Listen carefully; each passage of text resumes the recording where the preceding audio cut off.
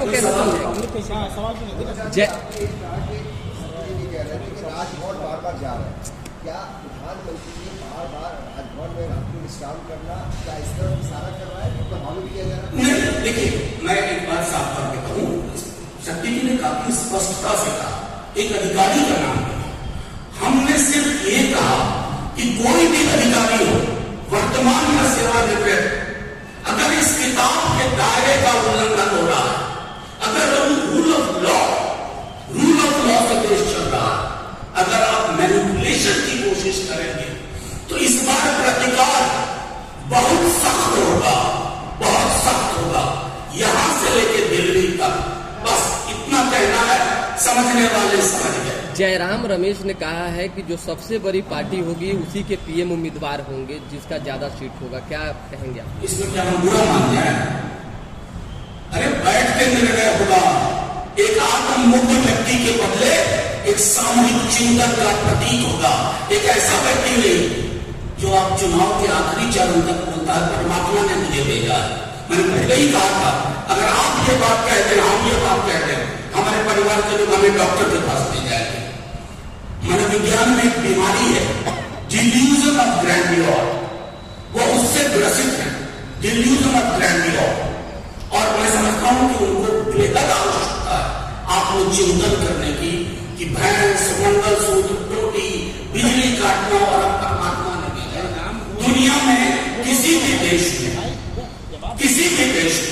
वहां के प्रधानमंत्री या राष्ट्रपति के चुनाव में इतनी गरिमा विहीन भाषा का इस्तेमाल पहले कभी नहीं हुआ। बीजेपी कह रही है कि अब 7वें चरण के बाद वो लोग नाम तय कर लेंगे। अरे बीजेपी कह रही है तो बीजेपी वालों से पूछिए, हम तो सिर्फ ये कह रहे हैं कि हमारा प्रधानमंत्री पद का उम्मीदवार जो तय होगा 4 जून के बाद, वो सामूहिकता में यकीन करेगा, सबको साथ लेके चलेगा, एक को हम द्वितीय नास्ती वाली बात नहीं होगी। हमें तानाशाही नहीं चाहिए, हमें लोकशाही चाहिए, एक आत्ममुक्त व्यक्ति नहीं चाहिए, एक ऐसा व्यक्ति चाहिए जो गरीबों के दर्द को समझे, किसानों को गोलियां न चलवाए, ऐसा व्यक्ति चाहिए। आरक्षण को लेकर किस बात की आशंका है कि आप सीधे तौर पे नाम नहीं ले रहे हैं कि कोई अधिकारी प्रभावित कर सकता है? किस स्तर तक प्रभावित कर सकता है जब 5 चरण नहीं, एक मिनट, मेरे बगल में शक्ति सिंह यादव विधानसभा का चुनाव इन्हें 12 वोट से हराया गया। आप सब जानते हैं ये बात, पूरे दिन इनके जीतने की खबर आपके टेलीविजन में चल रही थी पूरे दिन, और मध्य रात्रि को इन्हें हरा दिया गया। ऐसे लोग बैठे हुए हैं, ऐसे लोग हैं इस व्यवस्था में, बस उनको आगाह करते हैं। क्योंकि सच ये है, अगर आप गौर से देखें, तंत्र उनका, मंत्र उनका, षड्यंत्र उनका, शासन उनका, प्रशासन उनका, हमारा क्या? ये किताब संविधान। आरक्षण को लेके लगातार बीजेपी ये कह रही है कि आप लोग SC, ST और OBC का आरक्षण खत्म करना चाहिए। आप तो हमसे कई बार इस पर सवाल पूछ चुके हैं। आपको मैंने एक दस्तावेज दिखाया था जिसका नाम है मंडल कमीशन। आप लोग प्रधानमंत्री जी से क्यों नहीं पूछते, भाई पढ़ते क्यों नहीं हो? अमित शाह जी से क्यों नहीं पूछते हो, पढ़ते क्यों नहीं हो? ऐसा कोई पढ़ा लिखा आदमी मंडल कमीशन की पेज नंबर 49 से आगे पढ़िए। गैर हिंदू समुदायों में आरक्षण है या नहीं? हज्जाम अगर हिंदू है तो आरक्षण है, हज्जाम अगर मुसलमान है तो आरक्षण है, दर्जी हिंदू आरक्षण है, दर्जी मुसलमान आरक्षण है। आधार क्या है? Article 15 clause 4, article 16 clause 4। इसका मतलब क्या है? सामाजिक शैक्षणिक आधार।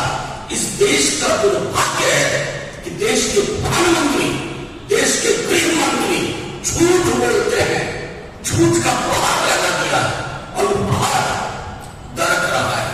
इसकी चिंता उनको करनी चाहिए। हिंदू मुसलमान, इंडिया पाकिस्तान, मैं बार बार कह रहा हूं कि ये समूह, खास करके ये दो लोग अगर ना करें तो आपके 9 पंचायत से चुनाव नहीं जीत सकते। 9 से मनोजा जी, छपरा कांड पर जिस तरह से FIR दर्ज किया गया, रोहिणी आचार्य पर भी, गोला यादव पर भी, मैं सीधी सी बात कहता हूँ, मैंने एक बात कही, तंत्र उनका, मंत्र उनका, षड्यंत्र उनका, शासन उनका, प्रशासन उनका, हमारा ये किताब सबका इंसाफ होगा, सब होगा, रूल ऑफ लॉ प्रिवेल करेगा, और इस तरह की जो कार्रवाई हुई है ना, वो औंधे मुंह के देगी। लेकिन गंभीर आरोप है सम्राट चौधरी के, वो कह रहे हैं, सम्राट चौधरी के गंभीर आरोप है कि रोहिणी आचार्य लालू प्रसाद यादव और राबड़ी देवी के मृतकों को लेकर घूम रही है। गोला यादव पे गंभीर आरोप है, चुनाव आयोग तक की टीम भी पहुंची थी। इनके सवाल का जवाब दे रहे हैं। सम्राट चौधरी आरोप लगा है, आईना सामने है, नहीं रखते, बीजेपी वाले आईना नहीं रखते, और आईना नहीं रखने वालों के साथ सबसे बड़ी दिक्कत है, उनको कुछ दिखता नहीं, जो दिखता देखना चाहते हैं वही देखते हैं। और सम्राट चौधरी जी जिस तरह की भाषा का इस्तेमाल इन दिनों कर रहे हैं, हम उनकी हताशा का कारण जानते हैं, हमसे ज्यादा बीजेपी वाले जानते हैं कि वो क्यों इतना परेशान है। मैं सिर्फ उनको इतना कहूंगा, ठंडा रहिए, आराम से, कुछ न कुछ आपके लिए वैकल्पिक व्यवस्था देखी जाएगी। पे अब कृष्ण जन्मभूमि बनाने की भी बात कही जाए, किसने कहा? हेमंता विश्व शर्मा ने। नड्डा को मंत्री तो मना कर रहे हैं, नड्डा जी मना कर रहे हैं, इसका मतलब नड्डा जी के हाथ नहीं है हिमंतो जी। अब हिमंतो जी मैं उनको बहुत दिनों से जानता हूँ, विद्यार्थी जीवन से। मैं सिर्फ इतना कहना चाहता हूँ, आपके मुंह से अगर नौकरी की बात निकलती नहीं हिमंतो जी, हम विपक्ष को होने के बावजूद तारीफ करते, आर्थिक न्याय की बात होती, आस्था का प्रश्न मेरा व्यक्तिगत है, राम कृष्ण शिव, कोई बड़ी से बड़ा से बड़ा मजार, मस्जिद, गुरुद्वारा, वहां जो लोग जाते हैं ना, उनको भूख लगती है, उनकी भूख के बारे में बोलिए हिमंता जी। इतनी बेहयाई ना हो राजनीति में कि कुछ भी नजर ना आए। मैं समझता हूँ अरे एक बार जेपी नड्डा जी से फरियाद है, मैं आपके यहाँ से इंटरव्यू हुआ था जेपी नड्डा। एक अहम सवाल है, जीतन राम मांझी ने कहा है कि पीओके को पूरी तरह से भारत में मिलाने के लिए भाजपा को 450 सीट लाने की जरूरत है। जीतन राम मांझी जी, आप प्लीज पढ़ने के लिए ना, इंदिरा जी के पास 400 सीट नहीं थी, पाकिस्तान के 2 टुकड़े किए, बांग्लादेश बना दिया।